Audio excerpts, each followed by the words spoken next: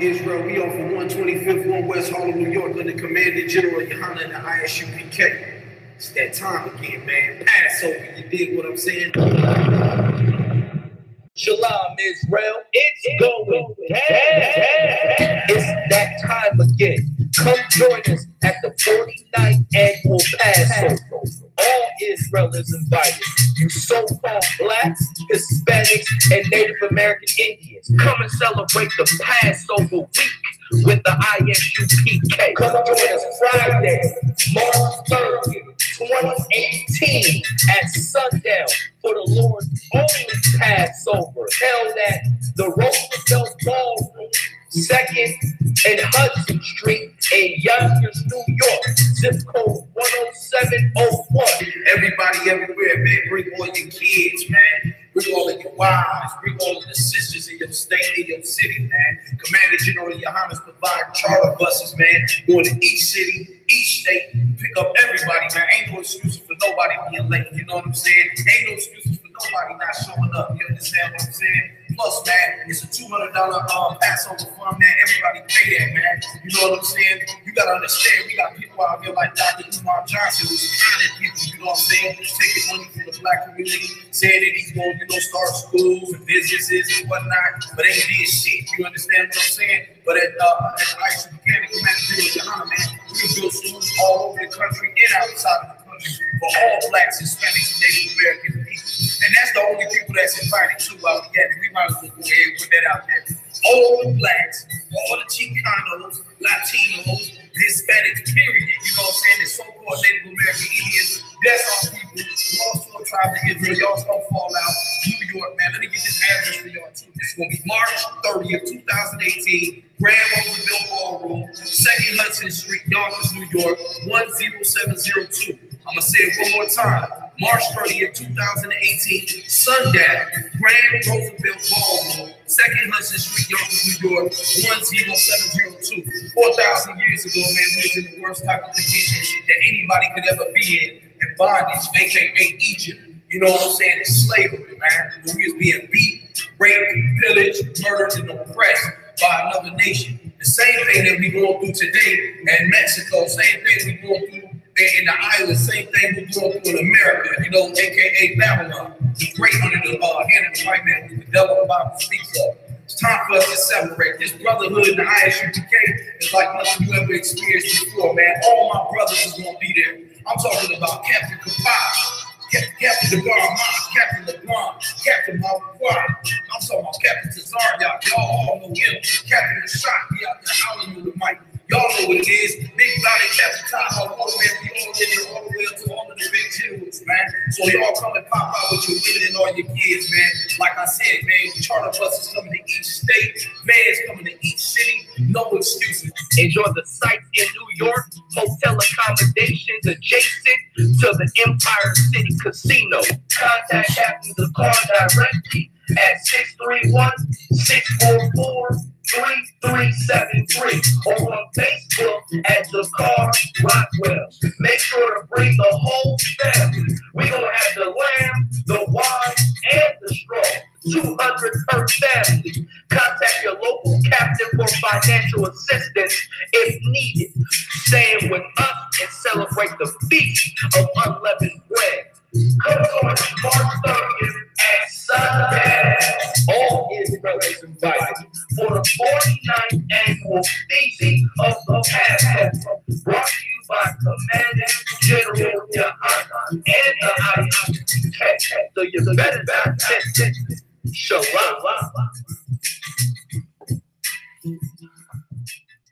I.S.U.P.K. Here we go, one more time, man. 125th, 1 West Harlem, New York, with the Commander General Yohanna, the I.S.U.P.K.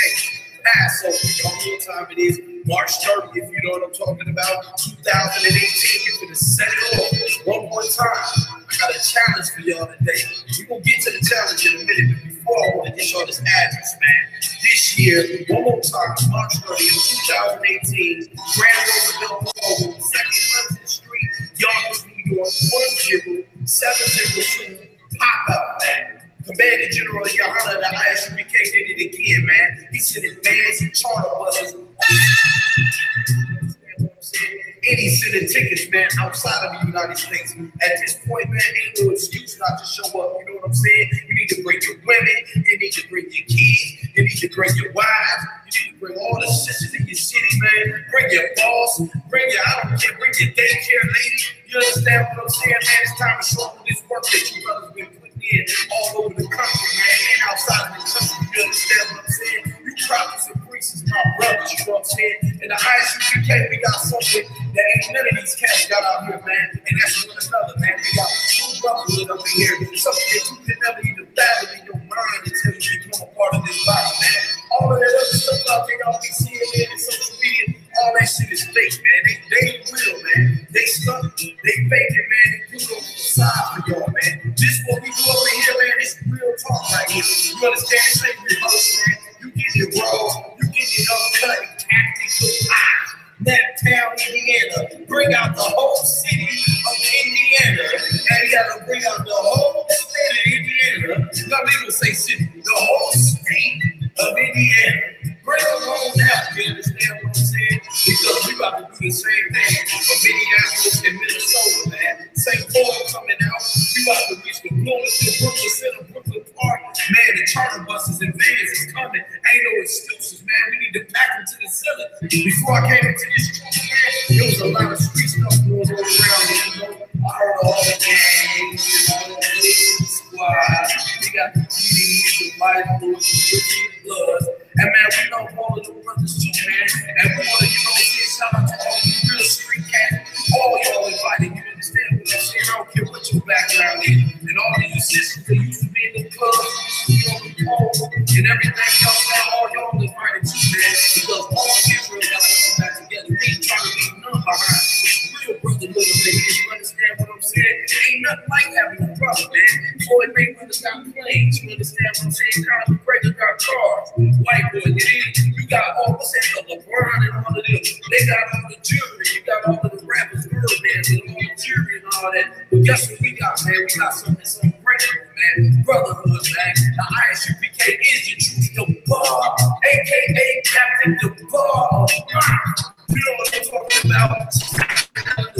You gotta bring out all that heavy hitters. I mean, I'm talking about all the rides. You got to do them all out. You understand what I'm saying? And just right now, big shout out to Captain Mo, out of the big place, man. He's making all of this possible. We gonna have to get him back to the true Captain the Bar. Man, we got Captain the Bar over there in the deep. I mean, we gonna have to eat that one. You know what I'm saying? But this right here, challenge. I'm trying to bring out the whole shit, man. You understand? Let's see who can build the buses up the most, man. I'm saying that I'm gonna do it. You know, I'm just trying to do the most up here out of Minnesota, man. You know, Texas now, they do big things. I ain't gonna say no name. Bring out Officer Shania Allen, man. I wanna see y'all bring Officer Shania Allen all the way to New York, man. Come out to Captain Saab. What's happening, man? Captain the Shot, what's going on, man? I'm talking about, I'm trying to reach the and Captain the Bar, y'all bring out the segment. And it's 125th War West, all of New York. Also, put out your house, by your house shine. It's 1 West.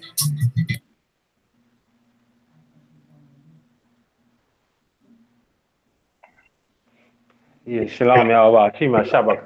Hey, y'all, from Shabbat. Everything going on? Everything to up. Most high good. All right, so go ahead.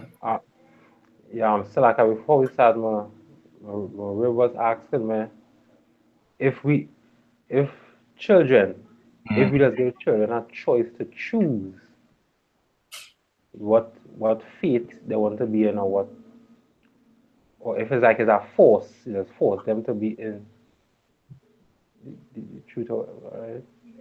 Okay. Well, my response was, well, there's babies, so you're teaching them from babies growing up with truth, right? And eventually, when they get older, they themselves will see that we have the truth, and nothing else is the truth, so they will stay in it, right? So, for example, like if you ask the Islam community, where's the law for you not to be a homosexual in the Quran, they won't show it. Right. But in the Bible, they have a law against homosexuality. Right. So, you know, when they teach the children that eventually they will see that the Bible is the truth, what we speak is the truth. Right. Right? So, that. It's definitely that for sure. But, and what scripture are you using for that?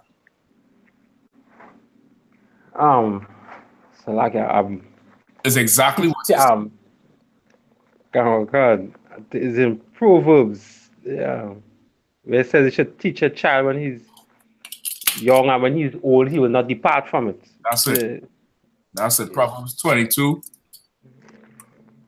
and 6, I believe. Proverbs. Let me see.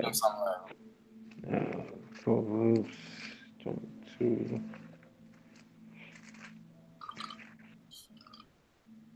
Yeah, come on. Proverbs 22 and 6. Train up a child in the way he should go, and when he is old, he will not depart from it. Right. You understand? So that's what you would use. That's what you would use as that precept. Right? You don't have a choice with anything in the world. Nothing.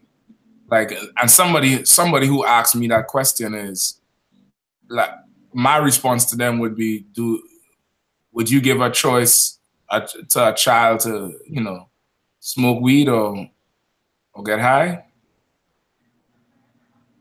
You know, right? Like, okay, the person who's asking that question, typically that person wants to give that child the freedom to choose what they want to do, right? And they posing the question like that because really they are saying, they really want to say you're supposed to be able to choose what you want to do. So now since we letting everybody have freedom, then just let your son or your daughter get high. Let them snort whatever they want to snort. Let them, you know, smoke whatever they want to smoke. Let them, you know, pop whatever pills they want to pop.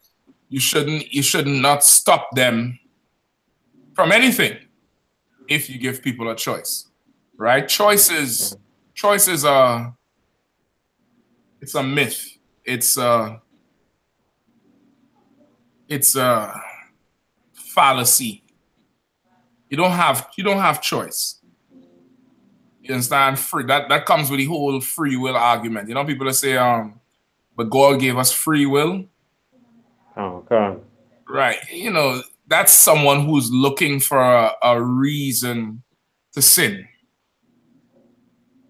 Someone who's looking for a reason to really go against what the Lord says. So they try to rationalize going against the Lord. It's the same argument with people who eat pork.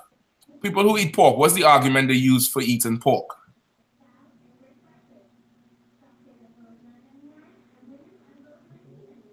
So I never heard no argument before eating pork. All right.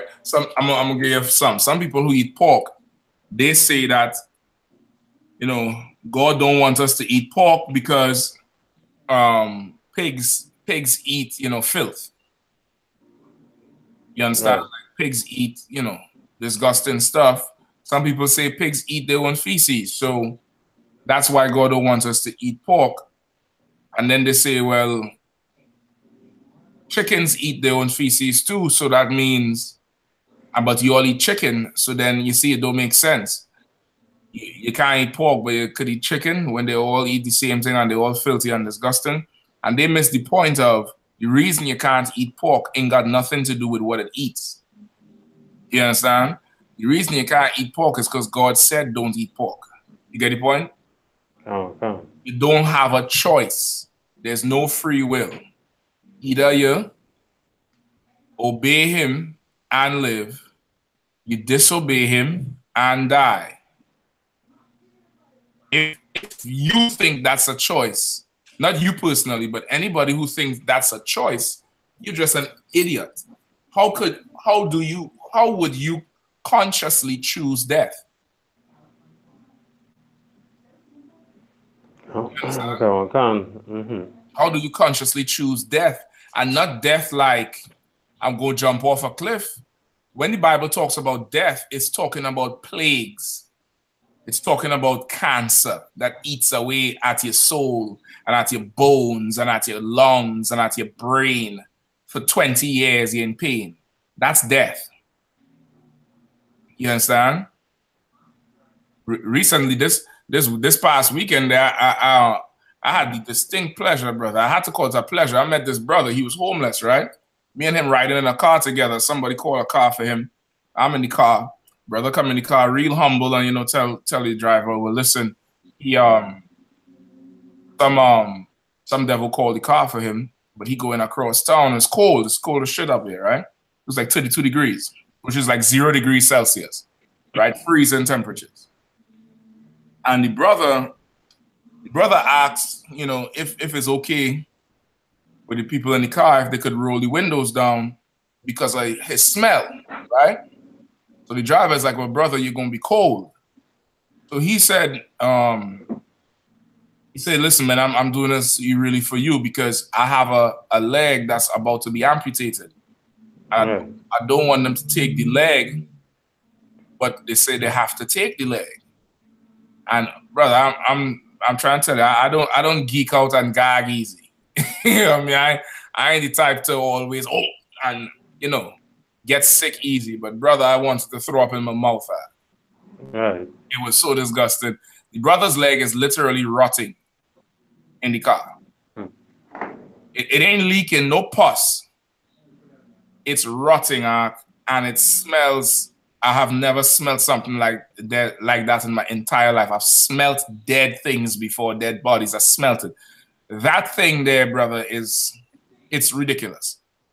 So in conversation, the brother divulged how he has diabetes, and he did not know he had diabetes for 5 years, and it started off as a sore. He didn't say it was a cut. He said like a sore. It started off as. And it just got infected and more infected and, combined with his lifestyle and shit like that. The shit, it deteriorates so much, it's down to the bone. But I'm telling you about it now, and I want to cry right now for the brother.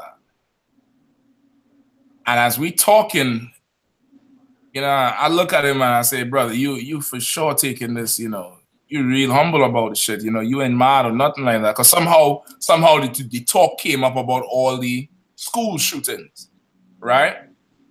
And I'm like, this brother here have a reason to just kill everybody. You waking up with this smell every goddamn day, in pain every damn day.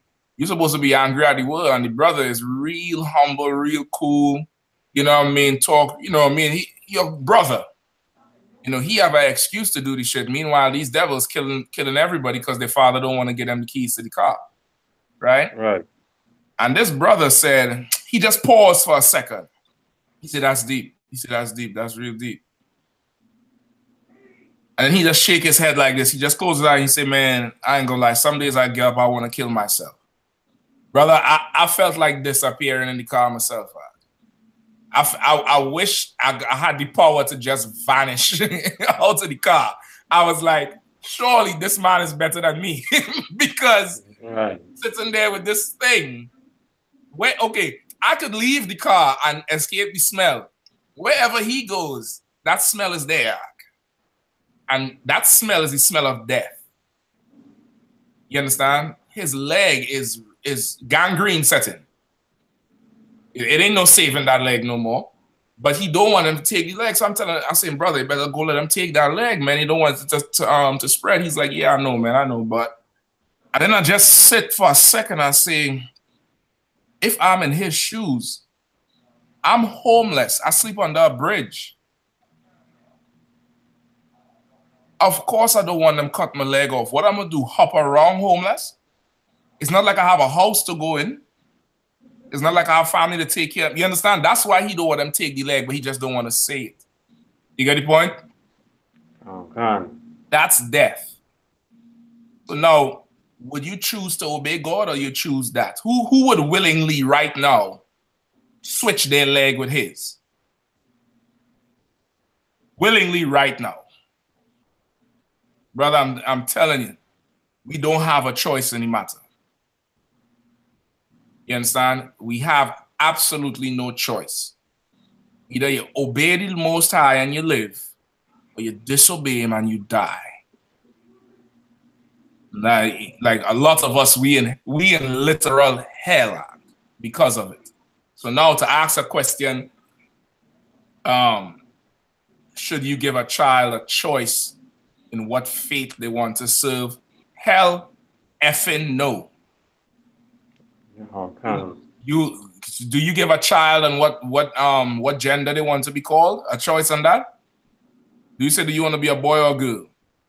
Do you give a child a choice whether they want to be your son or daughter or the neighbor's son or daughter? That's your goddamn son or daughter. So they're going to do what you do. Okay. Right? Your faith is the rules of your house. It's not religion. It's not going to church on Sunday and eating communion. It's the rules of the house. And in this house, we don't eat pork. In this house, we don't eat shrimp. In this house, we will never marry outside of our nation. That's what we do in this house. That's not a religion. That's rules, nigga. That's rules. You get the point? Okay. When the child gets a certain age, they could choose to not live in this house. But as long as they live in this house, they have to live by the rules. Just like if you're going to any country, you have to obey the rules of the country, right? Right. You don't have a choice in the matter. It's the same thing when you're serving the Lord, once you realize you're a Hebrew Israelite. So for a child, you should train that child up the way that they should go. You understand? You should do it. Let me give you another scripture for that too. Sandra Simmons, I saw your question. I'm gonna get to it. All right, in Exodus. I'm gonna get to it shortly. Let me give you another scripture for that too. Give me 1 Corinthians. Hold on.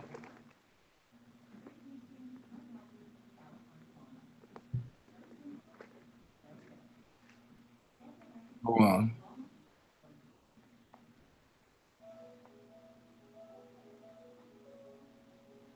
Ephesians, Salaki. Ephesians 6 and 4. Okay.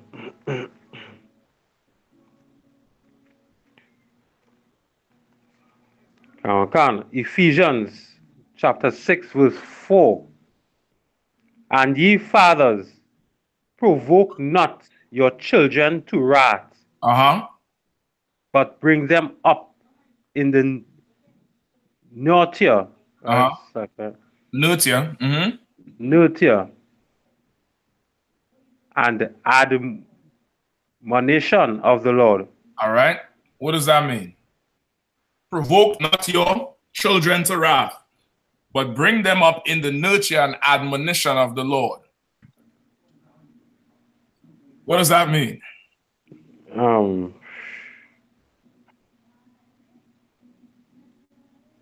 Provoke your children not to wrath, meaning don't make them get angry towards you. As a father, I shouldn't make my child get angry at me. What does that mean? Give me an example.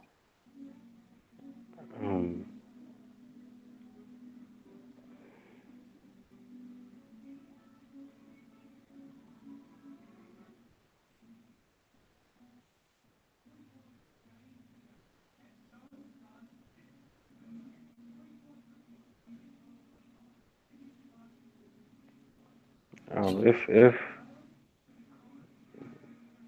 like if you want something very bad, the child, like a car, right? But I tell him no, even though I could give him it, I told him no. The child will get angry. So what you should do, you should go buy the car.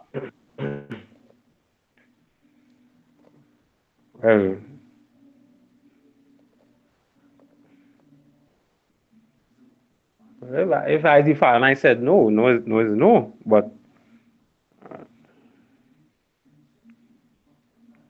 so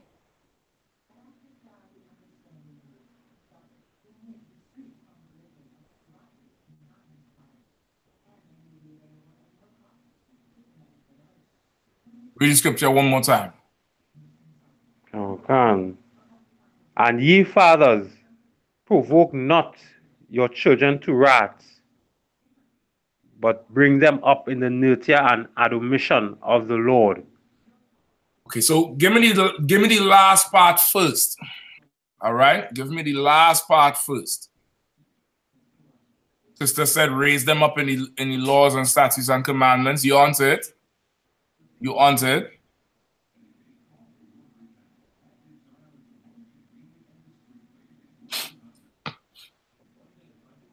You see it yet? Okay, so bring up in the nurture and admonition in the Lord, meaning like how as Christ said, be perfect as his Father in heaven is perfect, keeping the law, statutes, and commandments, right? Keeping the laws diligently, right? Like that. So if I provoke them to wrath, meaning I'm teaching them another religion or another faith. Now you understand. Right? You understand? Because the scripture is giving you one, it's giving you the left hand and the right hand. It's giving you the one scenario and then the opposite. It's telling you provoke them to wrath, and then, but rather than provoke them to wrath, train them up into the nurture of the Most High and the admonition of the Most High. The admonition and nurture of the Most High is to teach them the laws, statutes, and commandments. To nurture, give him something strong, right? Even that's just how we talk. We say there's meat scriptures and there's milk scriptures. Milk help a baby get strong. When a baby gets strong, start eating meat, turn that baby into a man. Get the point? If you don't do that, then you provoke them to anger, to wrath. Now explain that part for me. Well, provoking them to wrath, meaning, okay, well, for in this case, if I raise up my child in Islam, the Lord will punish. Hold on one second. All right, say it again. Yeah, for in this scripture here, right? Mm-hmm. If I as a father raise my child up in Islam or any of those other religions, right, the Lord will punish my son or my daughter with wrath and punishment. Okay. So? Right. So, yeah. So in order for the Lord not to punish my children to wrath, I have to teach them how the law, statutes, and commandments of this Bible. Right? That's it. That's it. If you don't teach your children how to serve the Lord, they're going to grow up in hell, and they're going to be filled with the wrath of the Lord. They're gonna grow up angry, and it's going to be your fault because you made them angry. Now, when I say angry, just think like today's society, how with all the crime we have, everybody blaming the next generation, the youth this, the youth that. Why the youth so cold? This generation different. It's because the parents failed. You understand? That's why. Taught them Christianity and provoked them to wrath. You understand? I saw some video today with some sister rapping in her car. Heavy set sister, she in her car, she has some funny braids on, funny colors. And she in her car and she playing different hip hop beats. And she in the car and she rapping, spitting verses. And the song she writing about is how her mother's boyfriend raped her at 13 years old. Right? And how much it changed her life. And how much she wanted to die. And how much she couldn't tell nobody nothing. And how angry she used to be. And how she would tell the mother. And the mother was like, you know, forget about it, blah, blah, blah. But she getting the whole nine. Eventually, the nigga got killed. And she said she was so happy he got killed. Right? That mother provoked that child to wrath by teaching her Christianity. So much children who get molested turn into adults that hate the church and hate the Bible, and never ever are able to separate the two, because usually the child molester is pastor this or reverend that, or some uncle who is deacon so and so in the church, or some auntie. Son of brothers done been touched young by some auntie or some older cousin, some hot in the pants cousin who done molest them young, and that Christian church is there. That's the median for the molestation.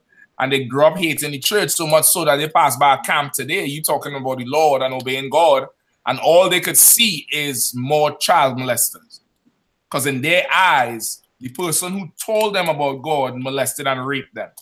You get the point? Even though they don't give a rat's behind about the Bible, now they angry over it and don't want to hear a goddamn thing.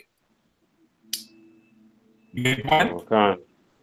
They don't want to hear. If God was real, he wouldn't allow me to be raped. That's what a ton of people say.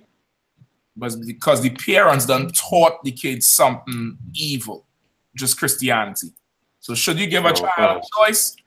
Hell no. You're going to do as I say. And that's that. Do what I tell you to do. Do what I tell you to do. You get the point? Don't train them up in the way they should go. Do not provoke them to wrath. Meaning, give them what they need when they're young, so when they're old, they ain't lacking. How much times you hear people say, man, I thank the Lord for all them ass whoopings I used to get from my father. Or I thank the Lord my mother used to beat me so bad because that straightened me out. You understand? Okay. I thank the Lord for this uncle who I had who would, check me and tell me what to do, or take me to the basketball court and show me how to play. Take me to football and show me how to run with the ball and dribble. Because now I'm able to use it. And then you have somebody who does not have a role model and just picks whichever role model is closest and strongest and, they think they could go with and end up in a bad place. You get the point? Okay. Right? So somebody who asking that, doesn't understand a lot, definitely isn't ready for children and is more child themselves. They're asking about, should children have a choice? You shouldn't have no choice. If you're asking that question, you for sure need more restriction on you. You understand? You need more restriction on you, more management, more control, because so that you can see the benefit of having a restriction. You can see the benefit of not being wild. The benefit of not being indisciplined or untempered. You get the point? Okay. Like that's it. A child, you should never give a child a choice to do not a goddamn thing. Right? Nothing. Child does what the father wants. That's a perfect system. Perfect as the days go. It's a perfect system. All right? Okay. All right, let me get there's another question. Exodus chapter 13 and 1, and then Exodus 13, 12 through 14.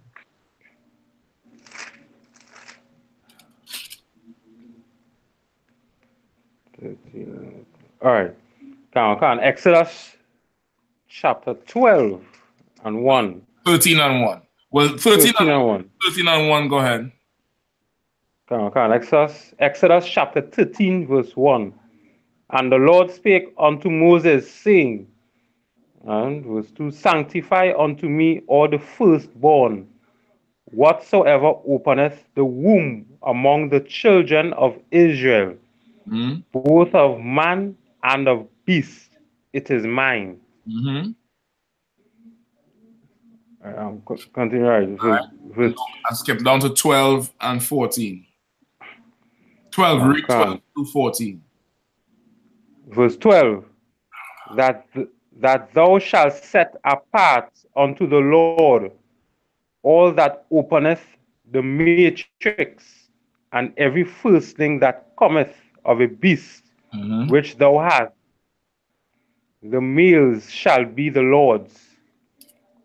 Verse 13, and every firstling of an ass thou shalt redeem with a lamb. And if thou wilt not redeem it, then thou shalt break his neck, and all the firstborn of man among thy children shalt thou redeem. Verse 14. And it shall be when thy son asketh thee in time to come, saying, What is this? That thou shalt say unto him, By strength of hand the Lord brought us out from Egypt, from the house of bondage. All right, so I think the sister was asking to explain it. That's what the Lord said, the first of everything is his. So of course, it's telling you the first animal, the first human is his. Of course, you can't sacrifice a human like you would sacrifice an animal. That's why he said that firstborn child has to be redeemed. If I say you won something, you know, radio stations, they have giveaways. Okay. Right? You listen to a radio station, they may be giving away what? Tickets. And then you win the ticket, and they say, come down to, 5th and, Phillips Street and bring your ID to redeem your prize. What does that mean?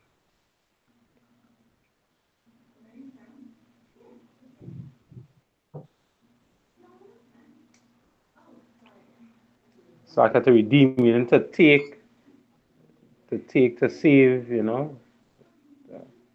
No, okay. It means you have to give up or show something in order to receive what you're supposed to get. So if you're gonna if you have to bring your ID to redeem the prize, it means you're gonna have to show your ID in order to get this ticket. You get me? Okay. So that's why it's saying you have to redeem this firstling of the ox with a lamb. And if you don't have the lamb to redeem it, you gotta break the ox neck.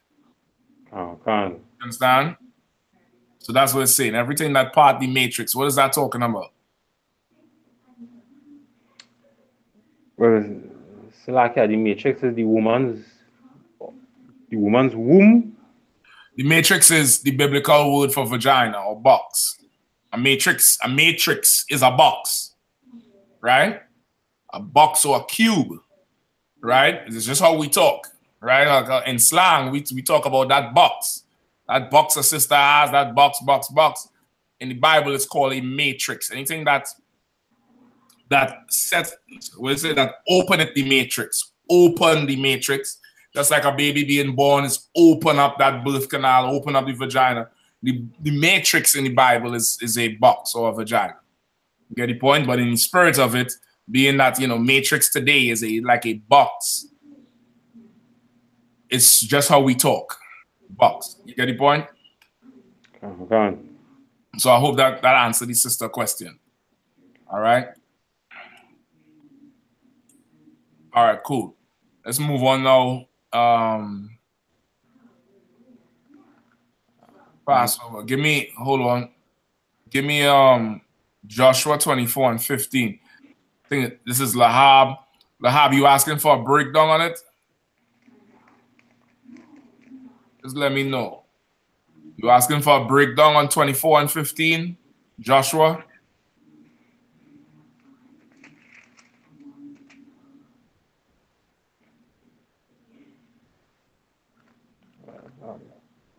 Go ahead.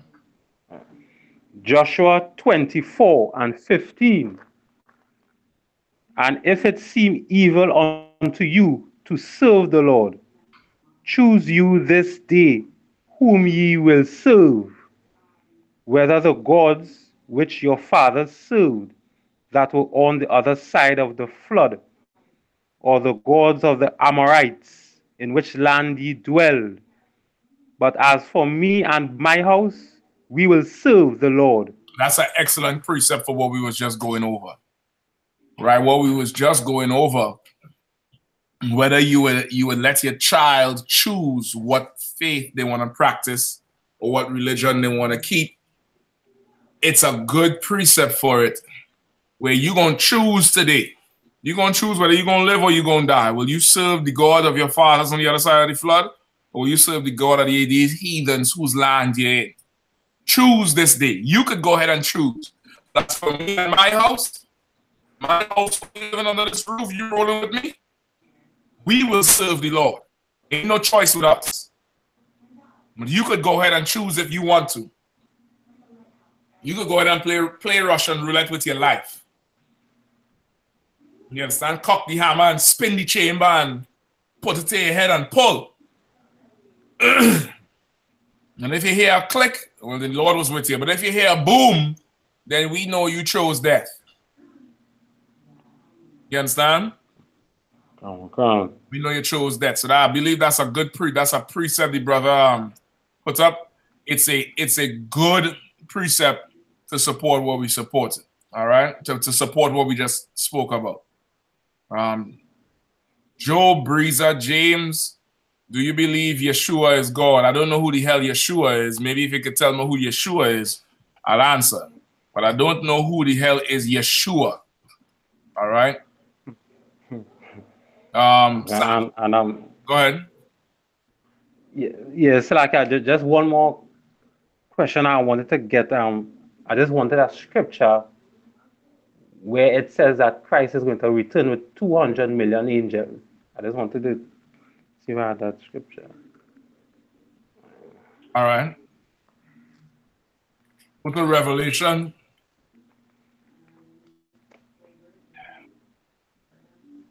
Give me Revelation.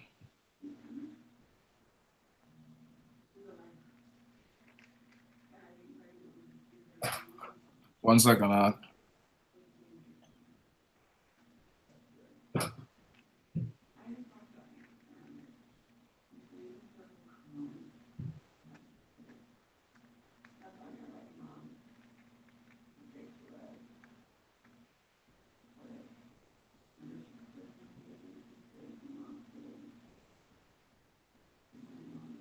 Thousand. That's what I look for. Revelation 9. Revelation 9.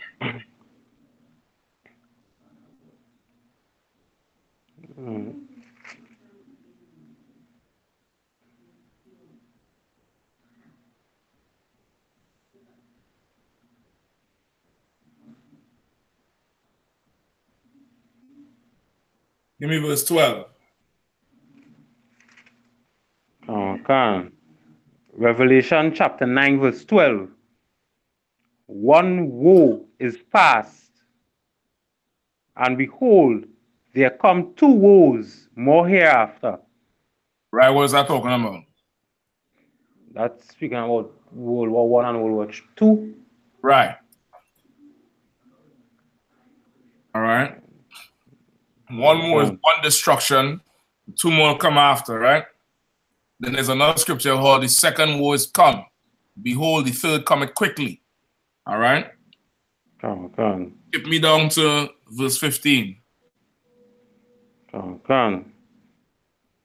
the four angels were loosed, which were prepared for an hour and a day and a month and a year, for to slay the third part of men. Right? The angels were loose, who was going to slaughter the earth. All right? For a short time. They prepare for an hour and a day. Quick. Keep going. And the number of the army of the horsemen were 200,000. And I heard the number of them. Right? That's a precept. So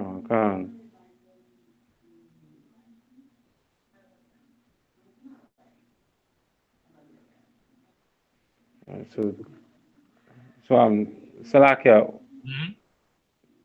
the 200,000 equivalent to 200 million. How all right. Seeing this board here?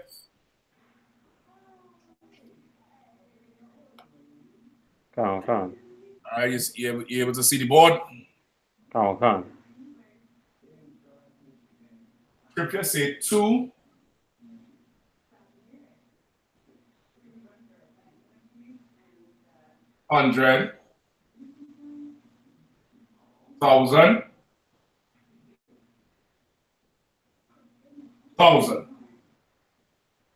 Right? Right. Come on. We'll bring it a little closer. Oh shit. Salakia. Fucking up the whole damn thing here now. So we're gonna do some old school math. Old school math, all right? Right. 200,000. How much is 1,000? 3 zeros? Come on. 3 zeros, 1,000. 1,000. 1,000. 1,200,000,000 angels.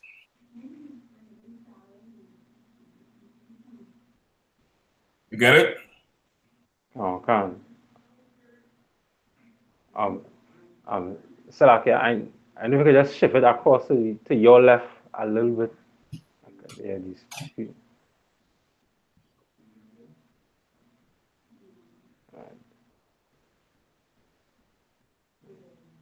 So 200 and the last, after the comma is 3 other zeros. Yeah. There's 200,000. Oh, can.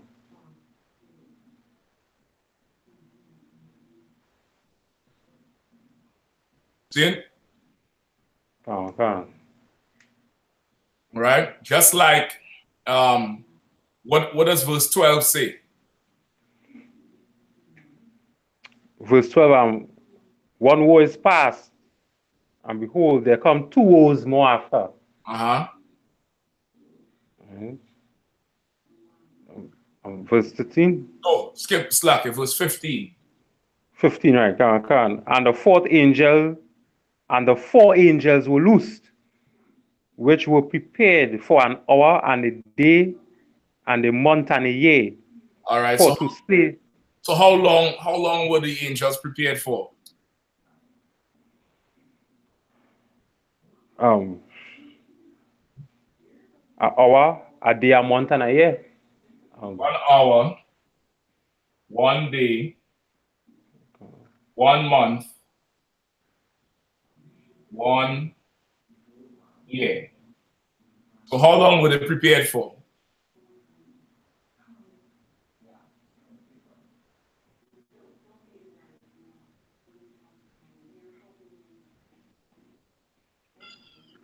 How many months in a year?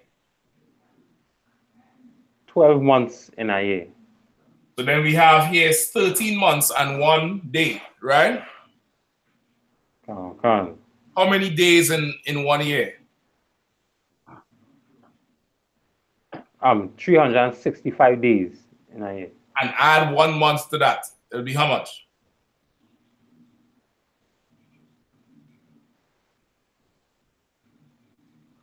395.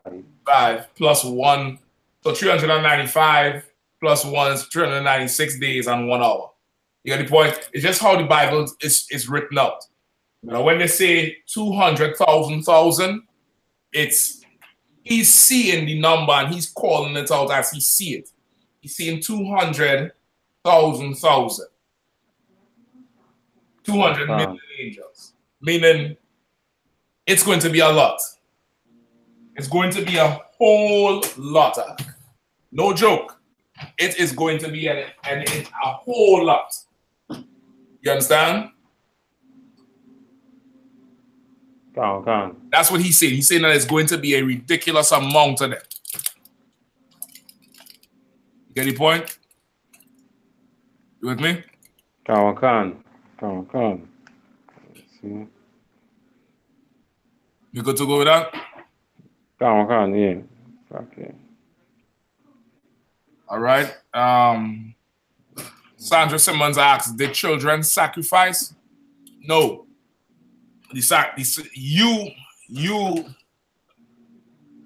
whatever is the child's penalty price, whatever, you pay the price for the child until the child is of the age of being considered an adult. You understand? That's why children don't have to fast. You know what I mean? Children don't have to do a whole ton of stuff, but just be kids and obey. Obey you.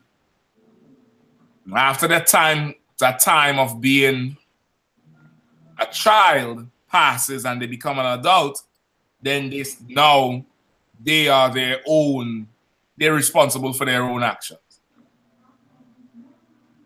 You understand? So that's how it would work. All right. I'm gonna get the other questions next now. And Galawan, you say you wanted to go over the Passover? Oh, okay. Okay.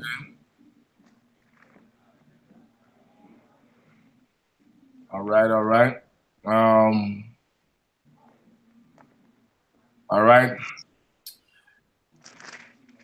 All right. So we're going to get this straight, all right? Joe Breezer, Jesus is not God. I don't know who the hell Yeshua is. Joe Breezer, Tokwafu Twafi, whatever that name's supposed to mean. I don't know. Right? Eliyahu Hanavi. Y'all go start your own bullshit somewhere else. Y'all not going to be teaching shit in here. All right? All right, Joe Breezer. No problem. You're a white boy. Go believe Jesus is God. I don't give a damn. Believe Jesus is Superman. Right? Jesus is God, Superman, Black Panther, Killmonger, and Mickey Mouse. All right? Yes. I agree with all that. Just get out. All right? Get out like the movie. All right? You're out. Hold on. Eliyahu Hanavi Israel. Get out. As for me and my house, Salakia.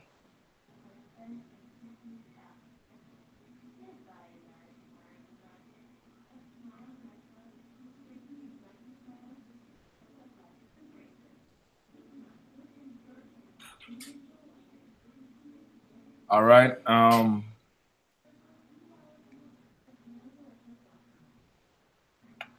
right. I believe that's it. Hold on.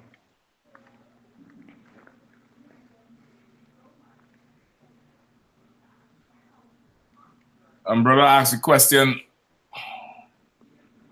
Was Adam being the original man in Genesis 2:7?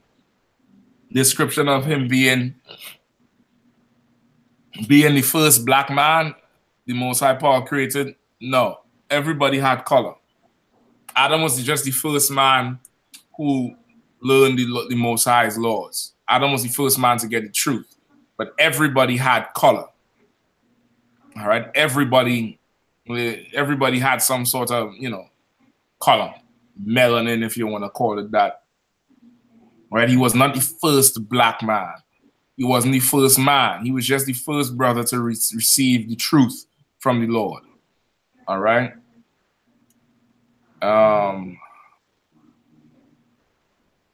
Good. Anybody else want to go ahead and teach in the room? Go ahead and do it now so I can kick you out quickly. All right? If not, let's proceed. Okay. So let's get Exodus 12. All right, got one. We're gonna get a little history on it. Nothing too long.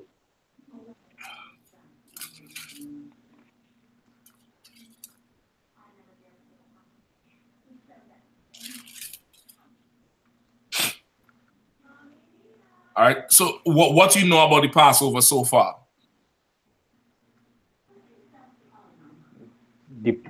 Well, what I know so far is that the Passover is the beginning of the year. Right? It starts around the first week in April, or April the 1st to the last week in March. Right? So around the ending of March to the beginning of April, around that is the time of the Passover, and it's also the beginning of the year. The Passover was also started when the Lord wanted to kill all the firstborns of the Egyptians, and he told us to mark across our house with the lamb's blood so that we won't get affected, right, by the killing of the firstborn of the children. Right? I also know that they also had to eat unleavened bread for 7 days. For 7 days, they can't eat nothing that has raisin agents in it. Right? Yeah. So that's about it so far. That's okay. So okay, why did the Lord want to kill the Egyptians? That sound right about so far. I just want to make sure you understand everything. Why did the Lord want to kill the Egyptians? Well, he wanted to kill them because the Pharaoh was not letting his people go, the Israelites go. Okay, no. Still need a little more. What did the Lord ask Pharaoh to do first? To allow the Israelites to go free. No.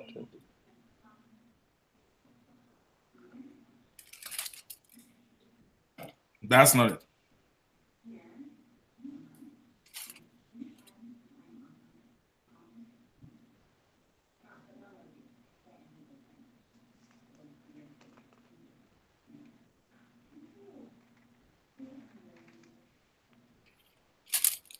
Give me Exodus 5.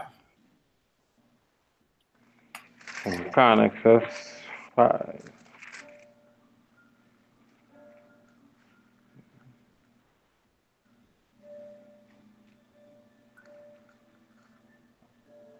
Is that verse 1? Yeah. I think Israel Marcus asks what age. I'm assuming that's pertaining to what age is a child an adult. For a woman begins becoming an adult. Of course, you know, when she gets her first menstrual cycle, she is not yet an adult, but she begins becoming an adult. And from that time, you start training her to be a woman. And it's at the parents' what is it called? It's at the parents' discretion to say when she's ready. Of course, she ain't gonna be ready a year later after bleeding, right? A woman, a young girl get her menstrual cycle, what, 11 years old, 12, 13. Some girls nowadays getting it at 8 and 9, right? That doesn't mean at 12 she's a woman. I ain't got shit to do with it. It's gonna take some time, it's gonna take some years for her to be cultured and nurtured in the ways of the Most High, just like the scripture said, in the nurture and the admonition of the Lord. And then she's gonna be ready after some years. Same thing with a young man. Boy start going through puberty, he's becoming a man. Voice start getting heavier, he start getting facial hair, he start getting a little bit more aggressive. We start getting stronger because there's an increased testosterone. He's becoming a man. Now you start training him on manhood. More manhood. You had already been training him to be a man, but now is more manhood, more masculinity, more honor. When to fight, when not to fight. You get the point? After a certain time, now he's ready. You get the point? So it's not, don't think like Esau where, you know, 18 years and over for every R-rated movie, or 21 years and over to drink or to drive or whatever the case would be. Just think the society and the culture that this person is typically ready around this age, but then the parent might come and say, yeah, that girl is 18, but she ain't grown. She still think like a 13-year-old. Give her some time. She ain't ready yet. She ain't ready yet. That brother, he's 17, 6'5", 250 pounds, but he's a boy. He ain't ready yet. You get the point? Of course, I'm exaggerating, but that age is typically, starting to knock on the door adulthood, when you have to take responsibility for yourself. Really, that age is really where it is. But it's not a hard and fast age with Israel. All right. So where we at now? Exodus 5. 5 Go ahead. 1. Oh, God. Exodus chapter 5 verse 1. And afterward, Moses and Aaron went in and told Pharaoh, thus says the Lord God of Israel, let my people go, that they may hold a feast unto me in the wilderness. Right. And so what did Moses ask for initially? To let the Lord's people go so they can hold a feast in the wilderness. So what did he ask for? Moses asked for 3 days off. 3 days. He did not ask to let the slaves go. He initially asked for 3 days off. 3 days. You know what's 3 days? A weekend. Right. You understand? A weekend. You try to get the weekend off for this Passover here. Look at how much hell you're gonna be in for your boss to, you know, sign your leave. Sign your leave over. You understand? You damn near had to lie and tell him you're sick or somebody died. You know, your 5th grandmother. This is the 5th grandmother you done killed in the last 12 months. Yeah, my grandmother died. I have a funeral. Nah, not that one, the other grandmother. No, the other one. You understand? You have to jump through hoops just to get time off from a slavery today. Imagine back then. Moses asked Pharaoh for 3 days off. Just that's all. 3 days off so we can go and keep the Lord's feast in the wilderness. Right? Go ahead. Verse 2. And Pharaoh said, who is the Lord that I should obey his voice to let Israel go? Man, who the hell is God that I should obey him? Who the hell is this power that I should obey him? Like, you nigga, is you crazy? Like, I should obey this one? Nah, who is he? Why should I let you all go for 3 days? You understand? Pharaoh started fronting. Pharaoh started fronting. Pharaoh started, you know, popping that yarn, talking that shit, running off at the mouth. You understand? Go ahead. Oh, God. I know not the Lord, neither will I let Israel go. Right? He's like, I don't know this God you're talking about. I don't know who the hell he is, nor will I let him go. Now imagine, just translate that you talking to imagine the biggest gangster in Trinidad. Right? What's the man who you sent me the pictures of and he beat him? Brother who wear all the gold in all white. Wear a ton of gold. His woman wear gold. All his right hand man and left hand man wear a ton of gold. You know the picture I'm talking about? Yeah, I forgot his name now, but he's one of the community leaders in the area. He's one of the community leaders in the area. They call him the president or the prime minister or something, right? Right? Now imagine he send a message to somebody to say, yo, I need this done. I need that done. And this person say, man, who the hell is this nigga? I don't know him. He ain't got no weight over here. Nah, I ain't doing shit, he say. Now, what happens next?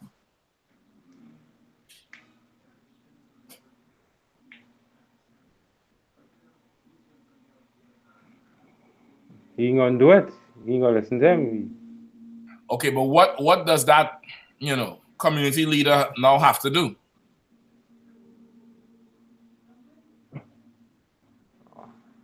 All right, if someone checks him, well, he going to show them his power. He going to show them, well, hey, I's the big boy in the area. I's the big boy in the area. Yeah. Oh, Oh, he don't know who I am. Okay.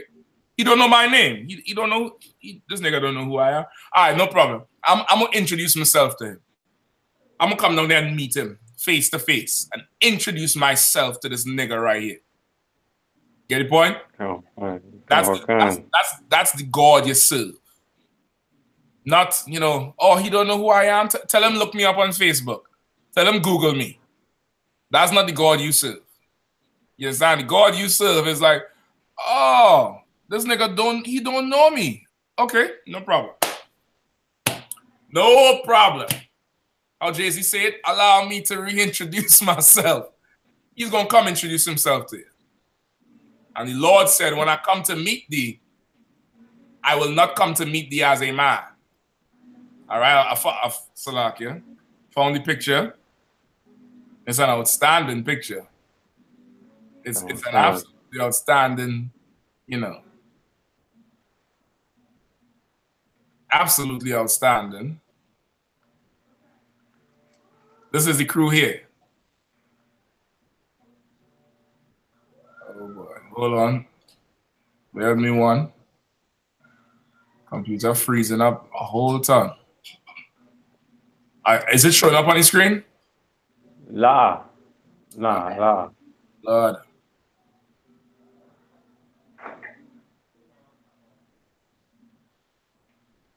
One second now. So okay, the picture ain't got his name on it. Brother name. No.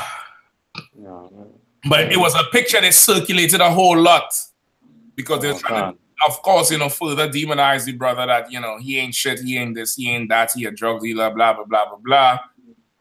You know what I mean? Meanwhile, this brother here getting all the government contracts for the people to get employment. Taking care of his, you know, community. He being the middleman and defending his people. Oh, God. You know what I mean? I don't know. I think this computer freezes as I try to pull the picture up. But, right? So it's like that. The Lord initially just asked Pharaoh to let them go for 3 days. You understand? 3 days so that, you know, they could serve the Lord. Ah, there you go. It shows up now, right? I ain't seeing.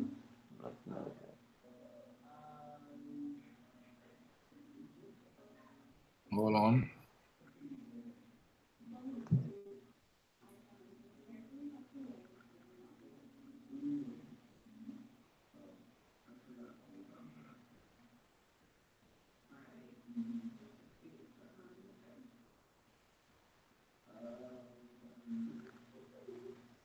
Okay, this is it. I'll see the crew. That's an outstanding picture.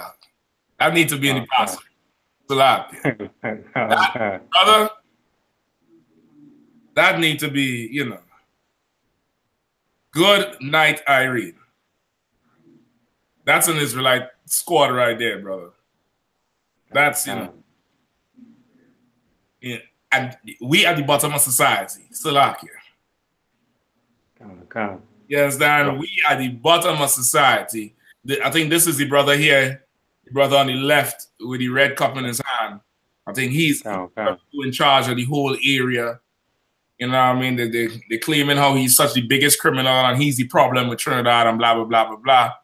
Meanwhile, he has a company getting government contracts and only hires black people from his neighborhood so that they could get employment from the government, right?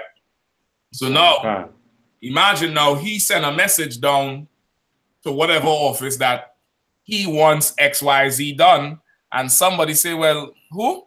Nah, I don't know him. Now he gonna have to do something about that. You get the point? You gotta do something about that, and that's how the Lord operates. And Pharaoh start talking greasy. No problem. No problem.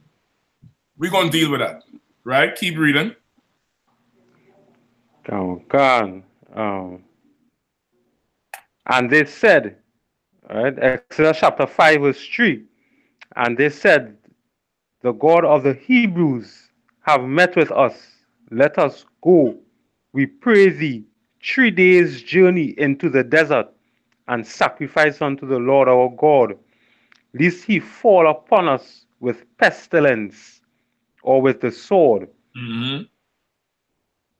Right?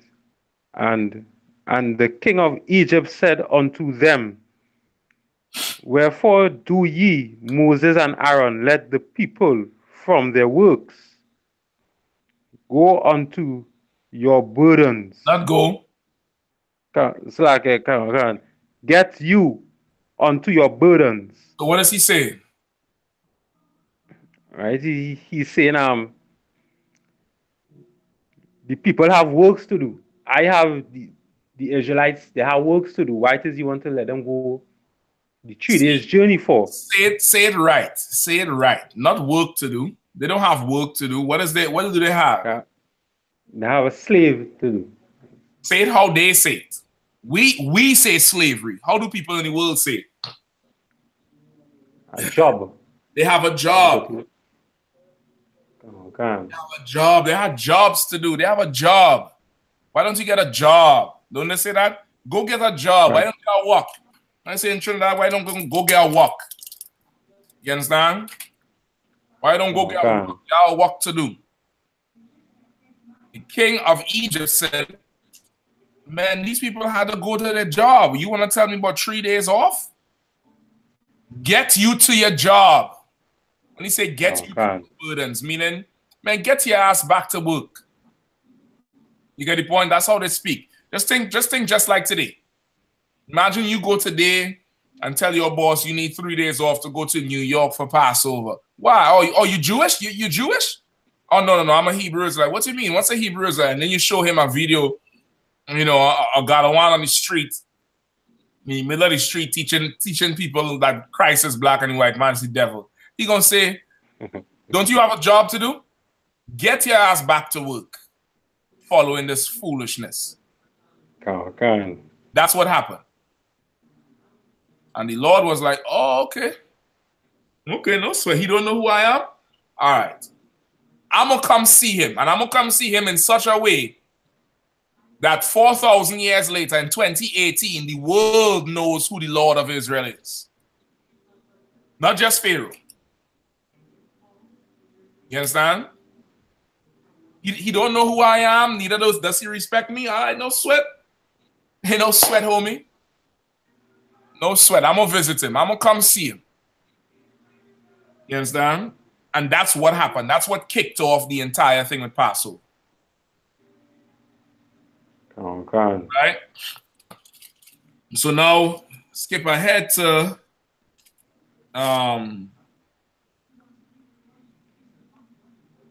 Exodus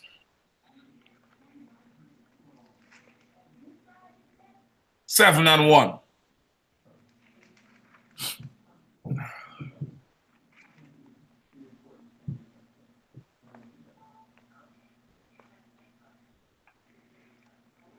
Exodus chapter 7 verse 1. And the Lord said unto Moses, see, I have made thee a god unto Pharaoh, and Aaron thy brother shall be thy prophet. Come on. Continue. Thou shalt speak all that I command thee, and Aaron thy brother shall speak unto Pharaoh, that he send the children of Israel out of his land. And I will harden Pharaoh's heart and multiply thy signs and my wonders in the land of Egypt. But Pharaoh shall not hearken unto you, that I may lay my hand upon Egypt and bring forth my armies and my people, the children of Israel, out of the land of Egypt by great judgments. By how much? By great judgments. By great judgments. After Pharaoh was popping that shit and talking all that reckless talk, the Lord said, I will deliver Israel, my people, by great judgments. Let him talk all that talk. No sweat. I'm going to roll on Egypt. And I'm going to get my people out of there. And when I'm done, Pharaoh gonna know who the hell I am. You understand? Keep reading. Okay. Verse 5. And the Egyptians shall know that I am the Lord. When I stretch forth my hand upon Egypt and bring out the children of Israel from among them. Right. And Moses and Aaron did as the Lord commanded them, so did they. And Moses was 80 years old, and Aaron 83 years old. All right. So go ahead. When they spake unto Pharaoh. How old is that? Right. Well, I believe score is 20, so it's saying like 4 by 20 would be 40. Try again. I know you know the answer. It just seemed like it's too old. That's why you ain't saying it. It's like 80. 80 and how much? Well, Moses was 80 years old and Aaron was 83. I thought it was 83 and 86. And that what is it? No. Oh no, it's just 83. Right. So there was 80 and 83 years old when they spoke to Pharaoh. That's when they spoke to Pharaoh. And I believe the plagues was what, 7 years or 10 years after that? So when Moses walked through the Red Sea, he was in his 90s. Right. You understand? Meanwhile, we happy to make it to 25. When this Negro here demolishing a whole city in his 90s. Absolutely insane. Right? But the Lord said, listen, I'm going to come visit them and they will know that I am the Lord. And that's so heavy. I always remember that damn 10 Commandments movie they show every Easter with Charleston Heston. And that next Greek who just played the Pharaoh. Everybody think he Chinese, but he a white man, Yul Brennan. In the end where Pharaoh wife was talking mad shit all the whole movie. In the end, when Pharaoh come back with all the armies destroyed, she said, what happened? He said, I'm in the chair looking for the damn scene right now. I can't find it. He said, I'm in the chair looking into space saying, Moses, God is God. Like that stuck with me from a little child before I know anything about the truth. Seeing him look like that, I'd be like, yeah, well, whoever Moses serving, that's the man right there. You know what I mean? He said, Moses, God is God. Because they did not believe in the God of the Hebrews. And the Lord had to destroy them. You understand? And that's just how the world does not believe in the Lord and respect him. That's how the world treats us as a people. The world does not respect us until a brother cracks somebody's jaw and knock them out. And after that, everybody give the brother respect. Okay. Get the point? After that, everybody give the brother respect. But before that, it's, it's nothing. Right? From that, give me so now after that, when Moses spake to them, I believe it was 7 years where they had the plagues. If you read on after this, just for time's sake, we're gonna skip over it. Where they had the whole thing with the serpents, where they had what they called magic men in Egypt. And it wasn't really magic, they was using what they call science. Right? Where the Lord worked a miracle and changed Moses' staff into a serpent. All right? The Egyptians, they brought their, magic men, and they put something looking like a staff on the ground, and it changed into serpents. When it was just snakes that was, stretched out. But Moses' staff turned into a serpent and ate the other two, I believe, or destroyed the other two or something. Then you had the plague with the frogs. You had the plague of blood. You had the plague with the hail. The plague of the locusts.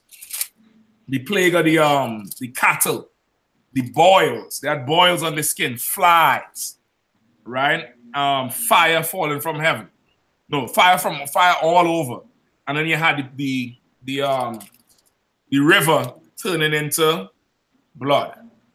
And there was the plague of darkness where there was no light in Egypt. All this was the Lord jamming them up to show, listen, you know, he's giving you a chance to recognize who he is before he comes with the full-out hammer. You understand? But he said, I will harden Pharaoh's heart so that I can put him to death. You get the point? So now skip me down to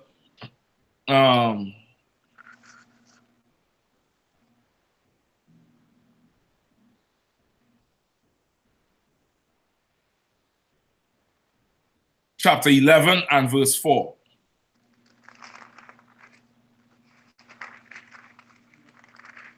Okay, Exodus chapter 11, verse 4. And Moses said, Thus saith the Lord, about midnight will I go out into the midst of Egypt, and all the firstborn in the land of Egypt shall die, from the firstborn of Pharaoh that sitteth upon his throne, even unto the firstborn of the maidservant that is behind the mill, and all the firstborn of beasts. And there shall be a great cry throughout all the land of Egypt, such as there was none like it, nor shall be like it anymore. You understand? The Lord put something on Egypt where there was not a cry like this anywhere in the years before. And there was not a cry at any time after. The Lord, what happened in Egypt was absolutely devastating. You understand? It was absolutely devastating to behold. Okay. Right? Go ahead. I'll continue at verse 7. All right. But against any of the children of Israel shall not a dog move his tongue against man or beast, that ye may know how that the Lord doeth put a difference between the Egyptians and Israel. You understand? Read that again. Okay. But against any of the children of Israel shall not a dog move his tongue, and against man or beast, that ye may know how that the Lord doeth put a difference between the Egyptians and Israel. You understand? The Lord called the Egyptians dogs. You see it? Okay. Called the Egyptians dogs. He said we're going to put a difference. Not a dog will move his tongue, and man shall know that the Lord put a difference between the children of Israel and the Egyptians. All right? Okay. So now give me Exodus 12.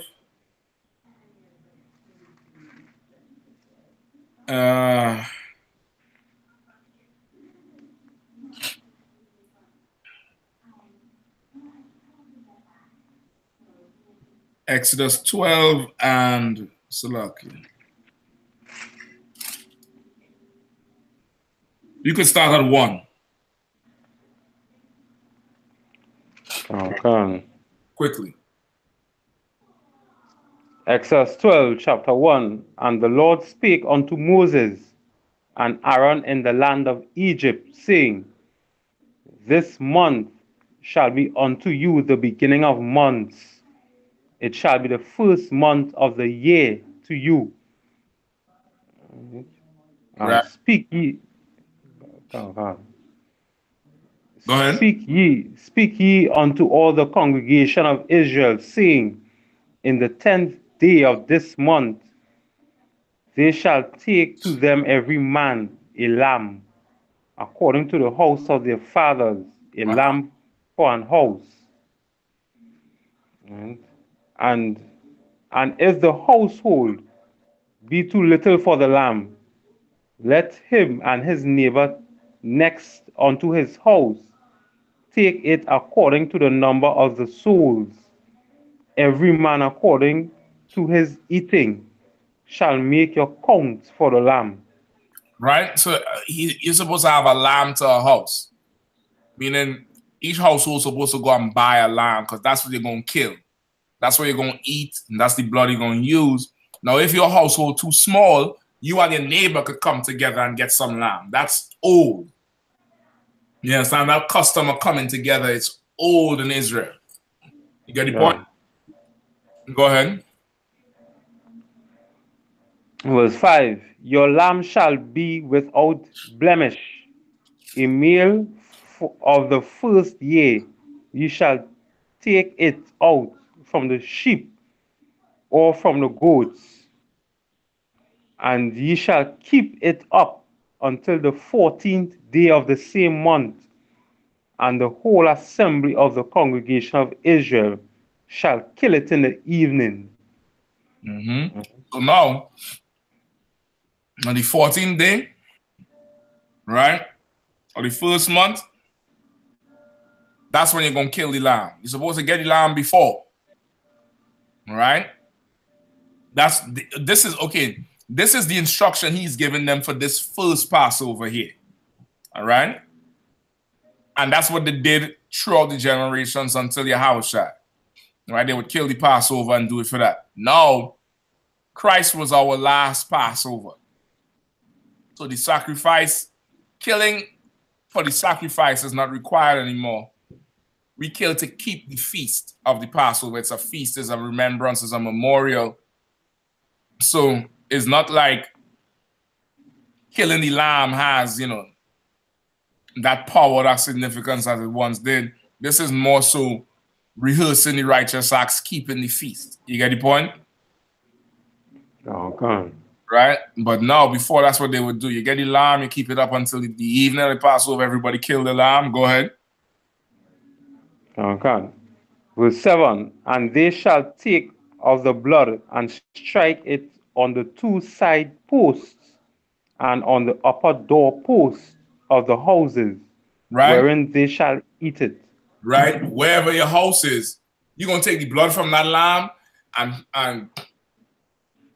and wipe the two side posts of your door and the cross beam going up. So now, when you come to your front door, there's blood on either side and on the top beam going across. All right? Go ahead. Okay. And they shall eat the flesh in that night, roast with fire and unleavened bread. Right. And with bitter herbs they shall eat it. Right. They're going eat it that night. They're going to roast the lamb whole with unleavened bread. Right? Why unleavened bread?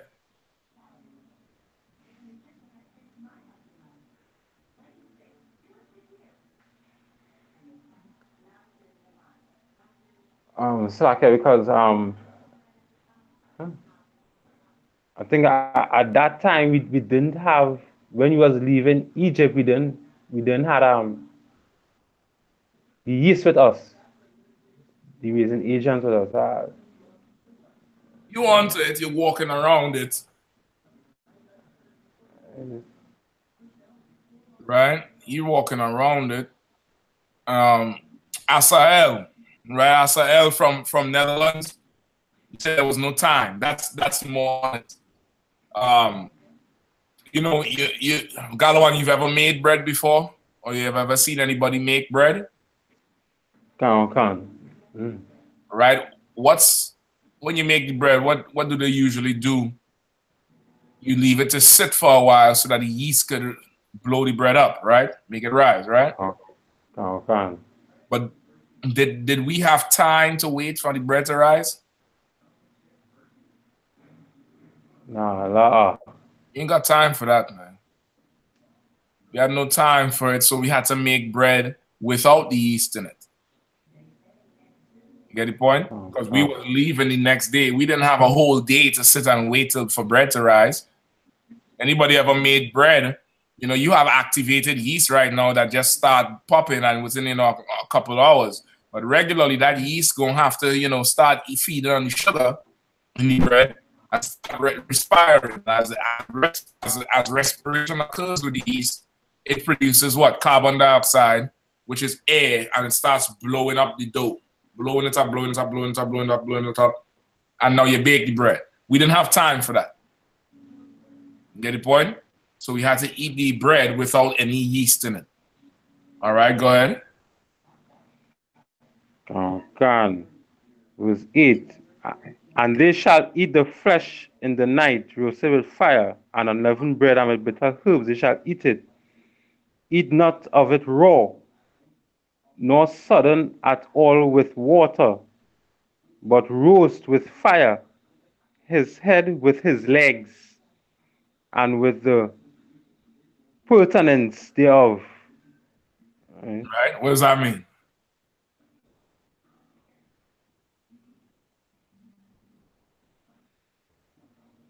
What does that mean?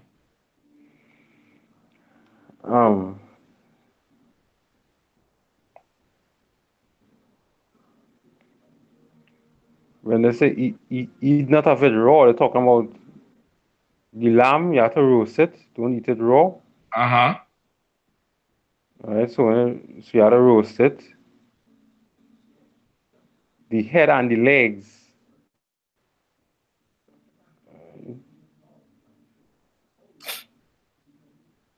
You can't eat it raw like how the white man eats his food raw.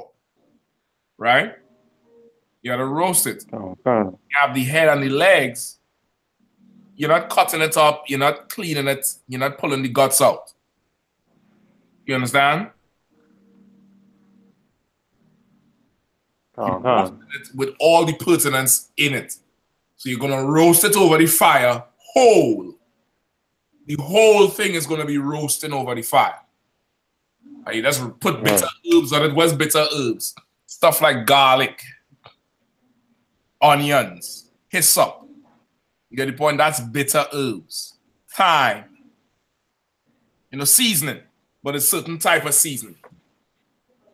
You understand? Oh, God. Bitter herbs. You know what I mean? Go ahead. You know, and we do the Passover lamb the same way.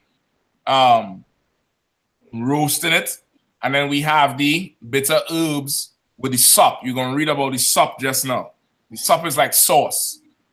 It's like a certain sauce that's absolutely outstanding. GEN.YAHANNA and the son Arya, they rock the lamb out every year, brother. Boy and brother, for the rest of the year, you're gonna be talking about that lamb. Anybody who's been to the Passover doesn't know about it already. That lamb, brother, you be trying to take plates home. You be trying to, you know. That lamb is outstanding. I mean, absolutely outstanding. All right, go ahead. Oh, God. Verse 10. And ye shall let nothing of it remain until the morning, and that which remaineth of it until the morning ye shall burn with fire. Right? So once again, this is the instruction for that first one. Right? Now, as we keep the feast, you could eat and take it out.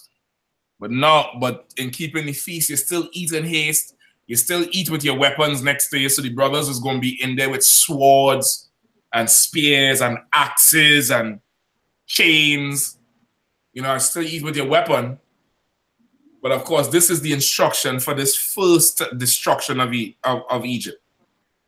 This is what Moses was told to do for the first time around when the Lord destroyed Egypt. You understand?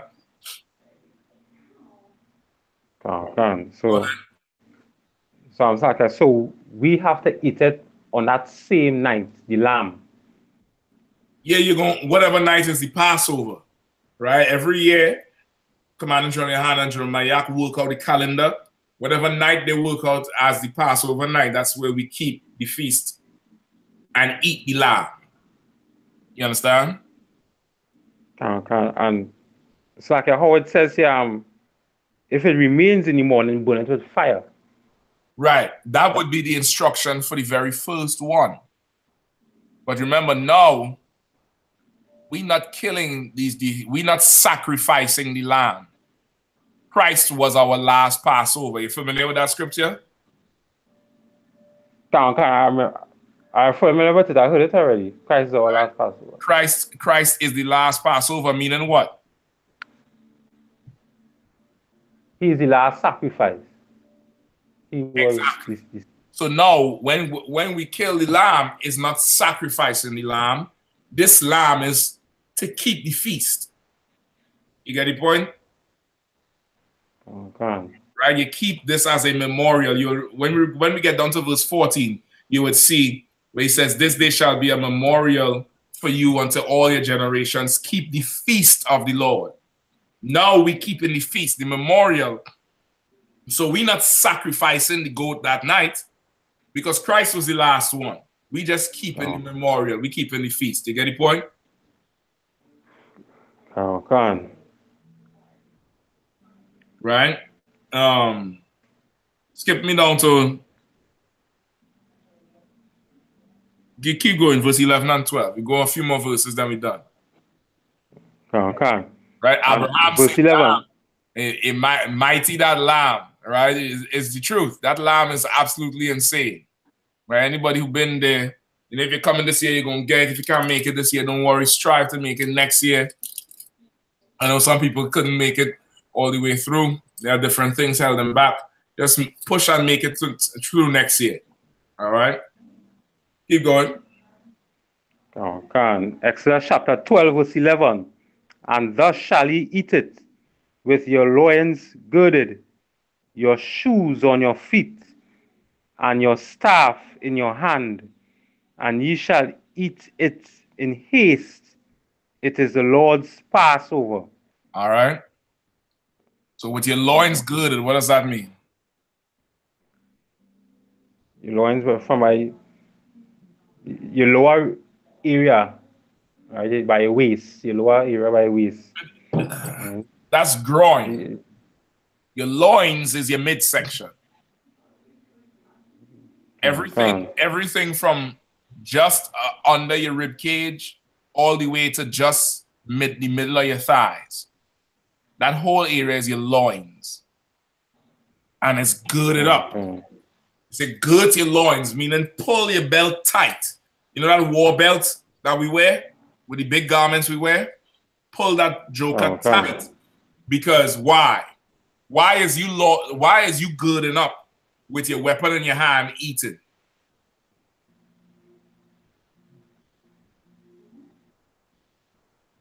Just to always be safe. Because you're always prepared for war. You're always prepared for war. So we wasn't always like that. We was working. Remember, we was employed. We had jobs. Pharaoh said, "Get back to your job." So why now is we eating with the sword in our hand, eating in haste, with our loins girded up tight? Why?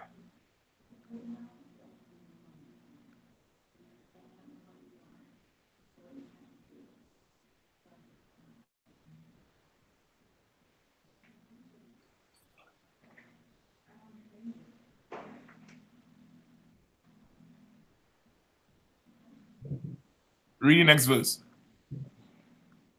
Verse 12.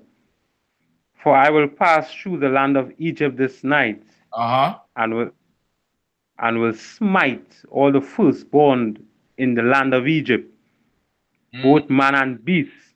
And against all the gods of Egypt I will execute judgment. I am the Lord. So why are we eating with our weapons in our hands? And our loins girded?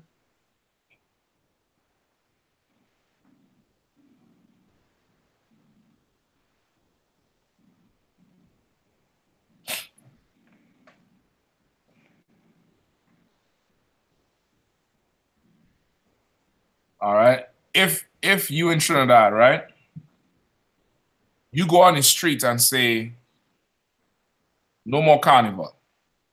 You'll have to stop carnival." And everybody say, "Nigga, who the hell is you? You can't tell me to stop carnival. You can't," you know what I mean? You can't tell me what to do.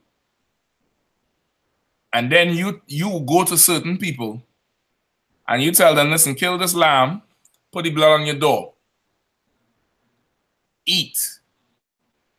Make sure you have your sword with you and your guns and whatever else and your bulletproof vest. Because tonight the Lord is going to kill the firstborn of everybody who celebrate Carnival. Right? Why is he telling you, keep your guns and your swords ready? Salakia should, in case the Egyptians want to come in to kill them. Why would the Egyptians want to kill them? Because the Egyptians would know that it is our God who's killing their firstborn You understand? children. That's why. Because Moses went to Pharaoh and said, let him go. Pharaoh said, nah, F your God. You know what I mean? He said, nah, I'm in charge. Fuck you mean? And then the plague started happening, and then the firstborn of every house died. Pharaoh's son died. You understand? So he told all of Israel, listen, prepare because they might kick in your doors. And above all that, Moses gave the order to do it. So just do it. You understand? Don't think, well, you know, I obeying the Lord. I ain't putting no blood on my door. So the Lord gonna protect me. The Lord told you keep a sword by your side for a reason. Do it. You get the point? Okay. Still follow the order. But the reason is because, of course, death is going on around. If them Egyptians kick in your door, you should be able to defend yourself. Once again, we ain't Christian. You ain't coming in our, you know, nothing, our house and doing nothing to any one of our people. You get the point? Okay. So he said he gonna pass through Egypt this night and kill everything flat that move. All right. So that is also why he told them to eat in haste. Yeah, hurry up and eat because they're gonna push you all out. They're gonna either attack you all or they're gonna push you all out. And by the next morning, the Egyptians was telling them to get out the land. We don't want you all here. They was pushing them out. So eat in haste, eat quick. Because it's death and destruction coming around. Imagine your firstborn dead. Some of them women, they married men who was a firstborn. Imagine they in the bed with the man, he dropped dead. Some wives were firstborn. They're walking, bringing the husband dinner, they drop dead. You understand? Police officers driving the car. Some of them are firstborn. Imagine they driving the car and just crash because they drop dead. In everything that's going on, people is dropping dead. Just picture it like today. You coming home from traffic, 7, 8, 9 o'clock at night, a ton of people just crashing, running red lights, speeding into other cars, not because they're crazy, but because that person dropped dead behind the steering because they're the firstborn. You understand? Okay. What would people do after seeing you on the YouTube talking about, you know, God gonna kill these nations and blah, blah, blah, blah, blah? They're gonna say, at that point, they won't even believe in God. They would say, you doing it. This is your fault. I'm gonna kill you. Because if I kill you, it's gonna stop. They still ain't gonna believe in the Lord. You get the point? They want to kill you. All right, so that's why the Lord told us to do it. All right, give me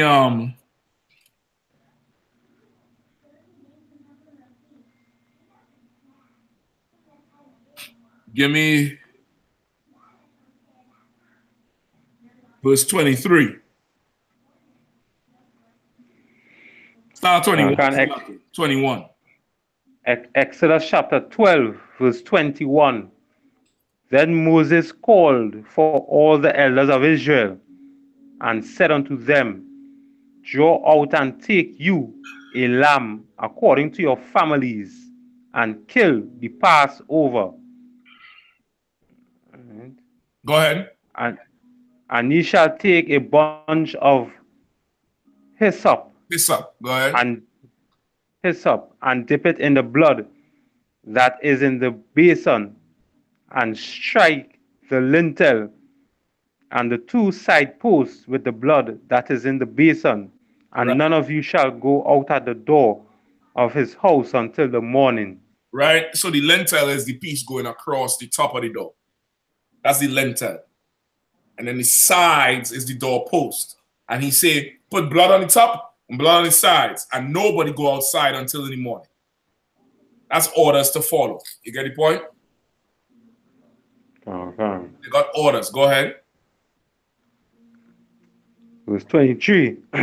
For the Lord will pass through to smite the Egyptians, and when he seeth the blood upon the lintel and on the 2 side posts, the Lord will pass over the door and will not suffer the destroyer to come into your houses to smite you. You understand?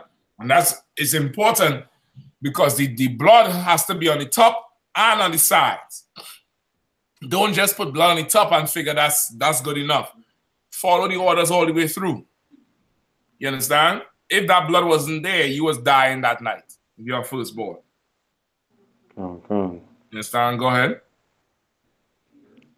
And ye shall observe this thing for an ordinance to thee and to thy sons forever. And it shall come to pass, when ye be come to the land which the Lord will give you according as he that promised, that he shall keep this service. And it shall come to pass, when your children shall say unto you, what mean ye by this service? Right? Which is what kids ask you today. What's Passover about? What is this about? What is that about? Go ahead. Okay. Which bring you back to the same question you asked first. Or the sister asked if you should give a child a choice. No. You come into Passover, and when you're old enough, guess what you're going to do? What is Passover? Why do we celebrate Passover? And this is what the Lord said to tell them. Keep going. Okay. That ye shall say, it is the sacrifice of the Lord's Passover, who passed over the houses of the children of Israel in Egypt, when he smote the Egyptians and delivered our houses, and the people bowed their head and worshipped. Right? And the children of Israel went away and did as the Lord had commanded Moses and Aaron. So they did. Right? When they ask, you tell them, we keeping this because God killed our enemies for us. God slaughtered our enemies for us, and we keeping it the feast because he passed over us. He stopped at their house, but he passed over our house. And he killed our enemies to set us free. And so we keep the feast. You understand? We keep the feast because of it. Right? And if you read on, it's going to tell you about how horrible it was in Egypt, the great cry that came out of Egypt. It was an absolute catastrophe. Absolute devastation. You understand? Absolutely devastating. I ended up finding the damn clip with with Yul Brenner. Right? Yul Brenner and that damn bitch sitting down there in the throne after he come back from the Red Sea, watch his whole army go down in flames. Right? Go down in the water, ain't literal flames, but you know, the expression. There's the scene here. You seeing it? Oh, God, yeah. 10 Commandments. You couldn't even kill him. Right? And of course, his Eve being a bitch, like every evil bitch in the world, she fronted on him. She said, you couldn't even kill him. You couldn't even kill him. Is God. Boy, listen up. And that's where it ends. And you watch the 10 Commandments, that's it. Yes, that Moses, God is God, brother. That's all I wanted to see for the 10 Commandments as a child growing up. That last part, where they get caught in the damn water, and then he go back and he sits on the throne looking dead in the face, this bitch talking shit. You couldn't even kill this damn Hebrew. And he had to resign. He had to be like, Moses, God is God. I mean, shit end right there. That's it. And that's what every heathen needs to know, that you are better than them. Every heathen needs to understand that your God is better than Krishna, is better than Allah, is better than Buddha, is better than Selassie. Your God is God. But because of the pride of the heathens, it takes them dying to realize that shit. You understand? Oh, God. It takes them dying. All through our history, it took the death of an enemy for them to realize, don't F with us. Goliath had to die for them Philistines to figure out what the hell was going on. You understand? Oh, always was like that, because once again, we are people who are not to be respected on the earth. So the Lord has to put respect on us. All right, so that's where you get the Passover from, and that's why we keep it every year. It's one of the most important, if not the most important, holy day there is. I believe in Leviticus 23, the first one is the Sabbath day. The very second one after the Sabbath day is Passover. You understand? Passover is that important. You get the point?